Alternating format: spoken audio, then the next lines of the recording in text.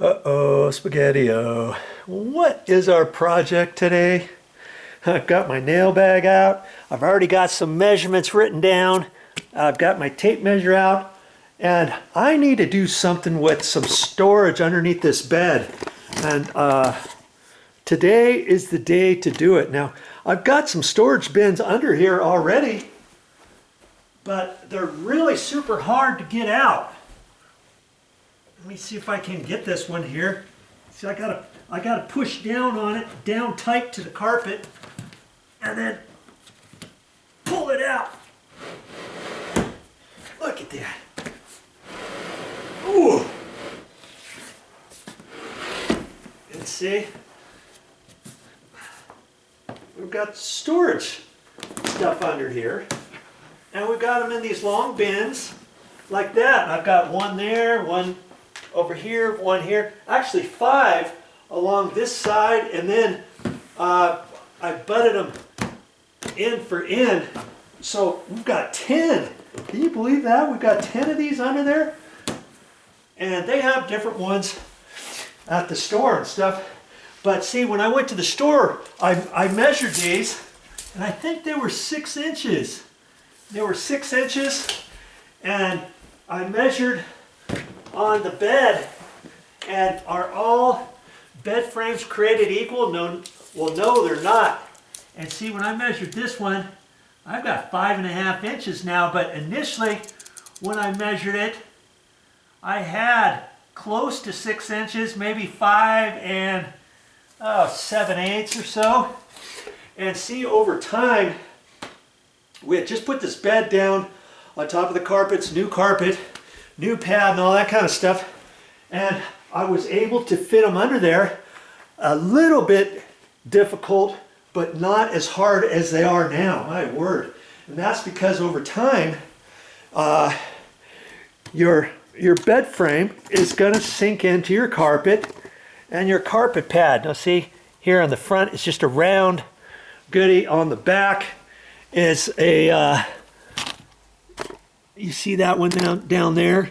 It's rectangular down there, and after a while it just depresses down into the carpet or pushes the carpet, and the pad is pretty stout stuff, but you can imagine at those 4 points, the pad, instead of being this thick brand new, it's been pushed down a little bit.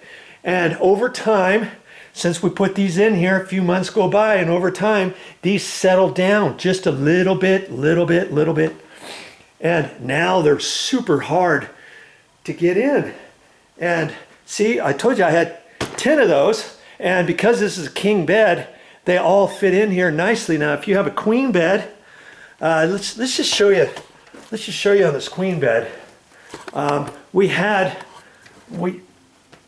Obviously there's not enough room. So if you have those long trays, you could put them from here over, and then you could put and in side by side, and then over here you could put them lengthwise, maybe 1 or 2 lengthwise, because you're not going to be able to get them all in there because they're going to stick out. Well, if you get some smaller ones, you can fit them in there.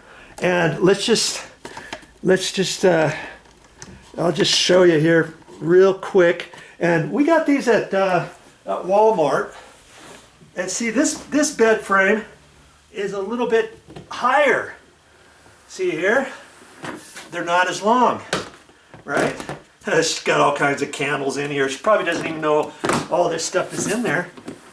And we were able to stick those end for end and line them all up in here. Now see, this bed frame here is 6 5/8 of an inch. And so are all bed frames created equal? No. And see, this is a wood side, basically kind of like the other one over there. And sometimes you don't have bed frames like that. Sometimes maybe you just have the metal frame or something, but you want to measure on there. And if you can get them to fit those containers underneath there, why not? Because you've got all of this extra storage underneath there. Granted, this one has some chintzy little drawers, but that's all the storage you get. If you get those bins, you can put all those in there. And And they have different sizes. I had to go to quite a few different Walmarts to find all of these long ones. See, this is the same thickness as that other one, but they're just longer. And then they have actually shorter ones too. So what am I going to do here? Do I say, it's just too hard to get them out? You're not going to use them very often anyways, or you measure your bed frame and you got 5 3/4 and you need 6 inches, it's not going to work. There's no way you're going to want to cut that down or anything at the bottom or anything. And so you can still do it. And what I'm going to do, hey, I always try to figure out a way to fix things. I'm going to take some plywood, and I happen to have some scrap plywood in the garage. I think it's 5/8 of an inch thick, maybe even 3/4 inch thick. I'm going to cut a little square to fit underneath there, and then a long rectangular one to fit underneath that side. And then I'm going to lift this up, and I'm going to put them in there. That's going to raise this bed frame up, however thick those plywood pieces are. And see, underneath the bed, because this is a king frame, see, here's a leg right here, and there's like 3 of them here, and 3, I think there's 9 of those legs under there, but those are screwed up underneath. Like I say, all bed frames are not created equal, and those have threaded rod on there. So I think because when I raise up the 4 corners, that's going to make those feet too short. So hopefully they have enough threads to unscrew to make it go all the way down to the ground again. If not, I might just take some little square pieces of plywood and put underneath those too, because there's no way I'm going to have to struggle to get these out of there anymore. I want to just slide them right out. Okay? And that's my project today. And you know, I'm not going to show you how to cut all the plywood and all that kind of stuff. I will, after I have the little pieces cut, I will show you how I'm going to raise this up, because see, on these sides you got to be careful, because on the bed, on these bed frames, wood, you've got those little knuckle things on the ends, like that kind of hook down, and so I can't just lift the side up to get that. I'm gonna have to move this, and I'm gonna have to reach back in there and lift up this actual piece from right here to lift that up, slide a little piece of plywood. I can't just try to lift this side piece up, because if I try to lift the side up, it's just going to come out of the grooves there, and then I'm going to have to try to fit it back in there and all that kind of stuff. So when I lift this here, I won't lift this section. I'll reach down here and lift from there up, slide the little block under there. Once I put those blocks in, you're not really going to see that block, because it's going to be pushed. It's going to be pushed down. Basically, I'm just all I'm doing is lifting the frame up, and I'm pretty sure it's going to work. Stick around so you can see how I'm going to do this. Now see, I happen to have some little pieces here. Look at that. I can cut it right out of that.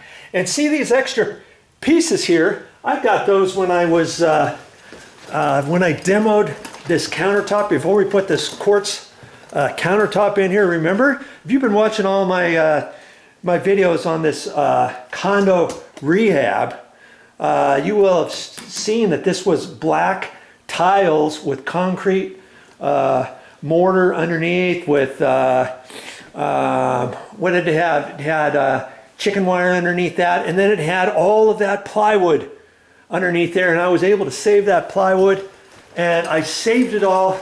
And then the big pieces that I happen to have, you know, I ended up cutting them in strips so that I could use these for shelves sometime or something like that. And then I had some small little scrap pieces in this. I didn't throw that stuff away. Sometimes you might think, yeah, you know, Pat Rack Video Joe, but hey, sometimes you got to just save little pieces of stuff. So see, this stuff here is, let's just take a quick measure of this. I thought it was 5/8, could be 3/4. Yep, this is 3/4 inch material. So see, I can use some little pieces out of here, or cut this angled piece. I don't know. I might save that. I'll probably end up cutting out of this piece here, but I'll use some of these other ones to put down there so that I've got something where I can cut this, you know. So I've got a back piece on there so I can lay these down on the ground, and then I can just cut some strips out of that.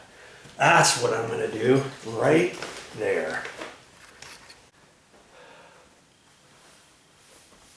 Well, that's all I got for this time. But I'll be back with more videos.